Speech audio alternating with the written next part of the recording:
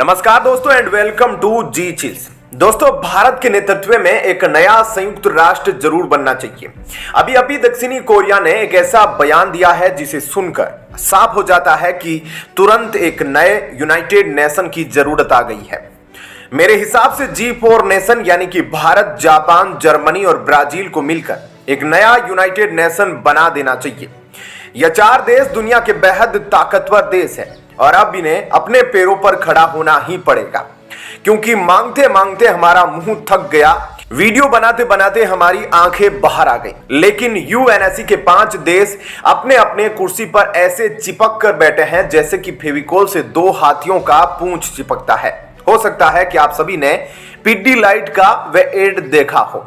जब जब दुनिया में कमजोर देश पीटे जाते हैं तब यूएनएससी निर्णय लेने में देरी करता है, और जब कमजोर देश खूब सारा पीटा जाता है, उसकी हड्डी पसली टूट जाते हैं, तब संयुक्त राष्ट्र सिर्फ मरहम लगाने का काम करता है। यह ड्रामेबाजी अब पूरी दुनिया को पता चल गई है, इसलिए तुरंत एक नए संयुक्त राष्ट्र बनाने की जरूरत है। सिर्फ 5 देश जब मर्जी तब यूएनएससी के मुंह पर ताला लगाकर कमजोर देशों को परेशान करते जा रहे हैं। कमजोर गाजा को पीट दिया गया, यूक्रेन को कब्जा लिया गया, और इधर किम जोंग के आतंक से साउथ कोरिया ने कांपते हुए जो बयान दिया है उसे सुनकर आप सभी भी कमेंट में नीचे 2 शब्द लिखने के लिए मजबूर हो जाएंगे।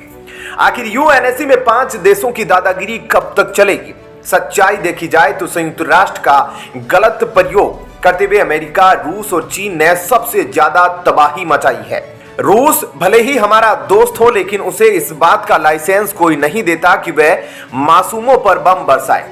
अगर उसे अमेरिका और नाटो से लड़ना है तो खुलेआम युद्ध छेड़ दे, लेकिन मासूम बच्चों, बुजुर्गों और महिलाओं को मारना यह बिल्कुल बर्दाश्त नहीं होना चाहिए।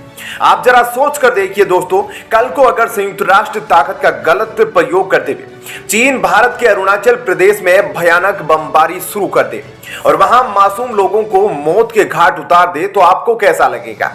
आप सभी जानते हैं, अगर वह अरुणाचल पर हमला करेगा तो यह युद्ध पूरे भारत और चीन में फैल जाएगा, फिर आपकी भी छत पर बम गिर सकता है। इसलिए आप नीचे कमेंट में लिखकर यह मांग करें कि अब दूसरे यूनाइटेड नेशन बनाने की जरूरत आ गई है।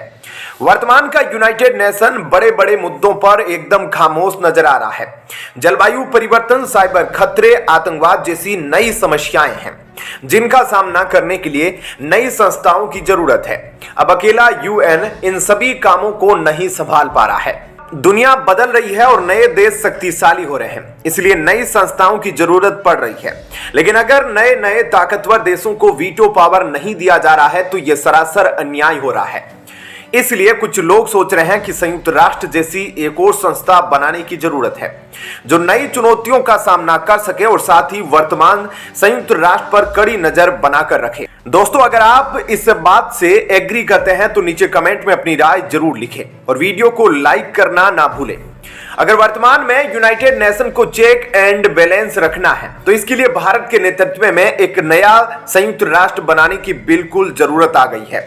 नॉर्थ कोरिया के आतंक से साउथ कोरिया परेशान रहता है, लेकिन यूएनएससी चुपचाप तमाशा देख रहा है। उत्तर कोरिया के बढ़ते मिसाइल परीक्षणों और धमकियों से दक्षिणी कोरिया चिंतित है और उन्होंने यूएनएससी से इस पर खामोशी तोड़ने की अपील की है।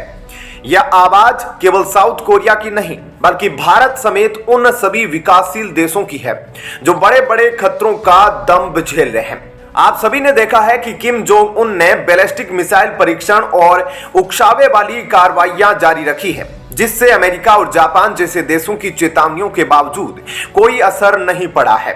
उत्तर कोरिया ने 2006 में पहली बार परमाणु परीक्षण किया था और इसके बाद यूएनएससी ने उस पर कई प्रतिबंध लगाए जिनका खुलेआम उल्लंघन हो रहा है। एक तरह से देखा जाए तो रूस और चीन ने अपने संयुक्त राष्ट्र के प्रभाव का इस्तेमाल करते हुए उत्तर कोरिया के रूप में एक नया डॉन पैदा कर दिया है। इसी तरह के और भी डॉन बनाए जा रहे हैं। हाल ही में उत्तर कोरिया ने दक्षिणी कोरिया के साथ सुलह की प्रक्रिया को रद्द करते हुए उसके साथ एकीकरण के प्रयासों को समाप्त कर दिया है। किम जोंग उन पूरी तरह से आक्रामक मूड में है, लेकिन यूएनएससी उसके खिलाफ एक शब्द बोलने को तैयार नहीं।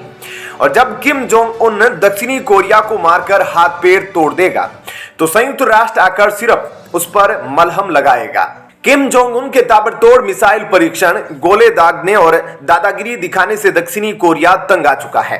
किम जोंग ने बैलिस्टिक मिसाइल परीक्षणों और अन्य उकसावे वाली कार्रवाइयों को जारी रखा है। ऐसे में दक्षिणी कोरिया ने संयुक्त राष्ट्र सुरक्षा परिषद से उत्तर कोरिया के बढ़ते मिसाइल परीक्षणों और धमकियों पर खामोशी तोड़ने की अपील की है।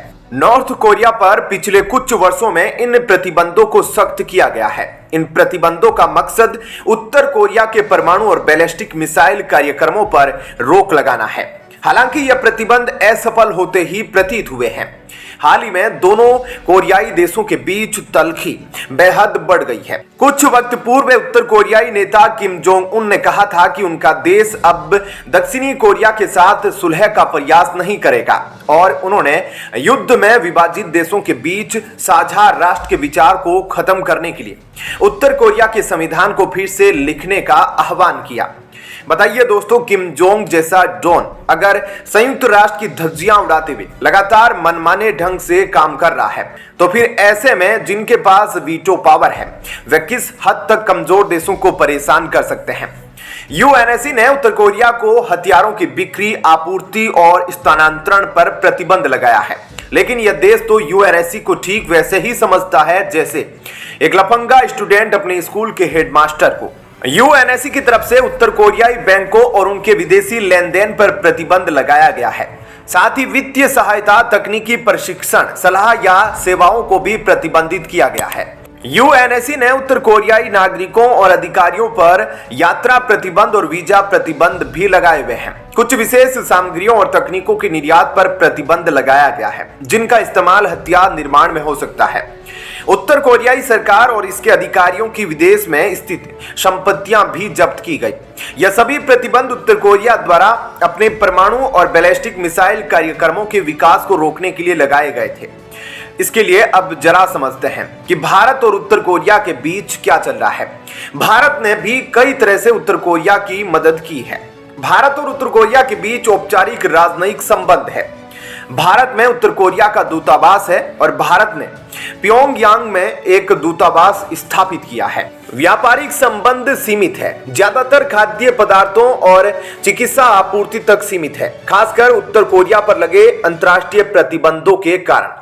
भारत ने उत्तर कोरिया के परमाणु परीक्षणों और मिसाइल प्रक्षेपणों की निंदा की है और कोरियाई प्रायद्वीप पर शांति और स्थिरता का समर्थन किया है।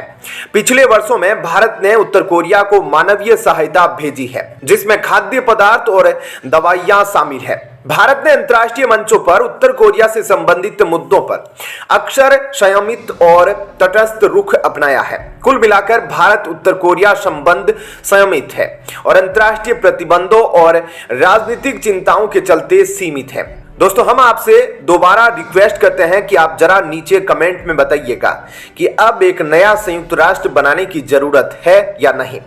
वीडियो में अंत तक हमारा साथ देने के लिए धन्यवाद। जय हिंद।